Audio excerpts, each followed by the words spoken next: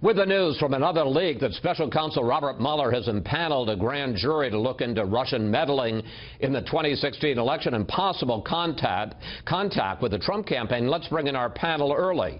Charles Lane from the Washington Post, editor of Life's Laura Ingraham, and syndicated columnist Charles Krauthammer. Well, Chuck, give us some context. What's the significance of Mueller impaneling a grand jury? What does it tell you about the state of this investigation right now? I guess what I would say is it's never routine to have a special counsel on your case.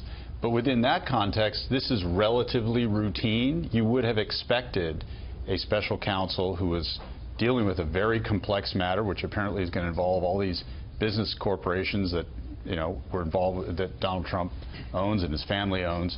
They would want the grand jury in place so that they can issue subpoenas, take sworn testimony, and of course do all that behind closed doors under the veil of secrecy, which of course doesn't cover the witnesses, which is probably how this managed to leak out through somebody who was called to witness.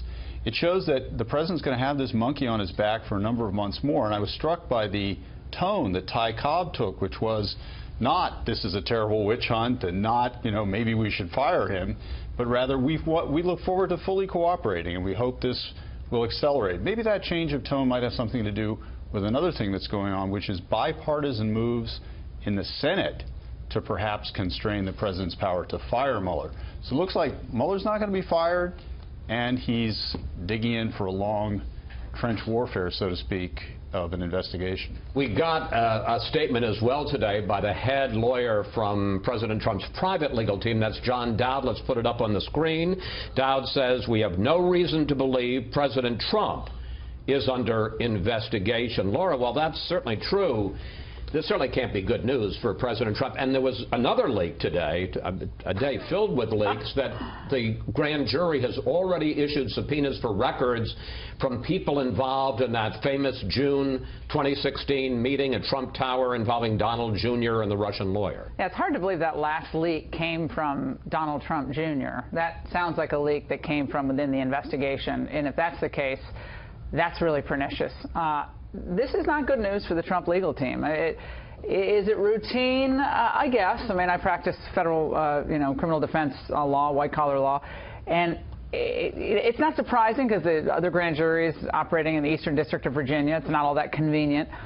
But this is an investigation that is, by all indication, going to be sprawling, and it's going to reach into aspects of the Trump business empire, his family business interests, way beyond, I think, what people initially believed would be covered by this. Anything that this team of legal eagles that they put together come across that they think merit some investigation in the process of investigating this Russia deal will be investigated. Well, I'm going to pick up on that with you because Jay Sekulow, another member of the private legal team, was saying this is an investigation about Russia and things directly related to Russia. You're saying the... It always sounds good to say that. However, as we know from special counsel's past, what you start with isn't always what you end up with. So this is not good news. It's not surprising.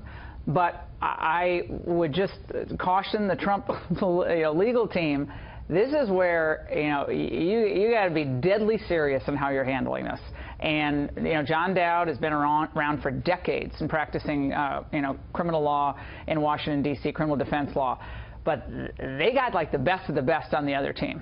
They got, like, 12, 15 lawyers who've left really lucrative legal practices not because they think there's nothing there. They're doing it because they want to get to the bottom of whatever this is. Charles, I want to pick up on something that Chuck said, and that is that in addition to all of this stuff, the news that we got out of the special counsel, 2 bills were introduced today in the U.S. Senate, in both cases by both a Republican and a Democrat, both that would seek to protect the special counsel if there was a feeling that he was being fired by President Trump for political reasons, to protect himself or people around him. That's why tonight's news is not just a threat to Trump and his entourage, but it is to, I think, constitutional stability. The president has said that he's got a red line.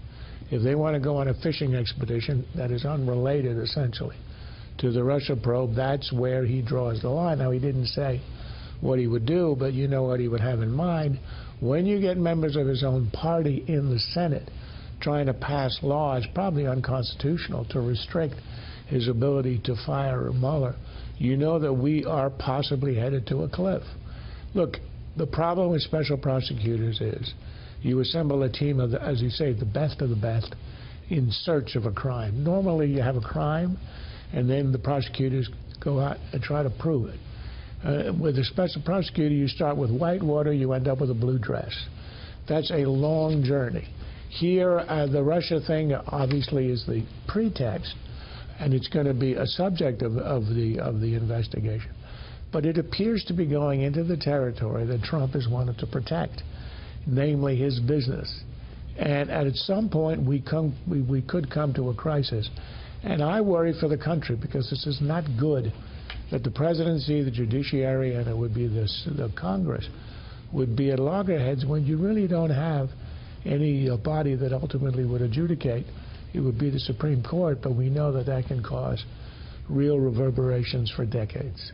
Chuck, one last thing in this segment before we move on, and that is the fact that I think it's fair to say that this is a subject that absolutely touches Donald Trump's thermostat. Every time there's been a new development, from the recusal of Jeff Sessions to other developments, he has blown up over that. This would seem to me that, as Laura points out, they got to be deadly earnest, deadly careful in terms of what they say and do now. This is going to really be a test of this new Chief of Staff, General Kelly, to keep him under control and disciplined in dealing with something that I'm sure he's furious about. I couldn't agree with you more, particularly when you make the point about John Kelly and what he has now got on his hands. He's going to have to coordinate at the high level that Chief of Staff coordinates a whole legal response in addition to all the policy responses he's dealing with. And of course the president is kind of this loose cannon rolling around. You never know what he's going to say.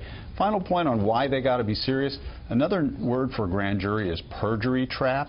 You know, now you've got the question of every word they say to the grand jury is, when all these people are called in to testify, is going to be scrubbed for its truth or falsity, and they're at risk there too. Real quickly. You walk into the grand jury, a lot of these witnesses might feel like they're in jeopardy. That's when they put the big squeeze on. That's a dangerous position to be in. It's not fun to go in and be a grand jury witness. It's not the end of the world. Get through it and get out and you can talk about it. These witnesses can come out and talk about it. We're going to be covering, I think, for many months who's going in and who's coming out, and a lot will talk, I imagine, and some will say, look, you know, it went well. But that's what we're going to be focusing on. Well, and there's also the possibility, not to say whether this is going to end up being any crime, let alone one that involves President Trump, the possibility of people lower down being used, pressured, flipped, and turned as witnesses against people above them. Thank you, panel.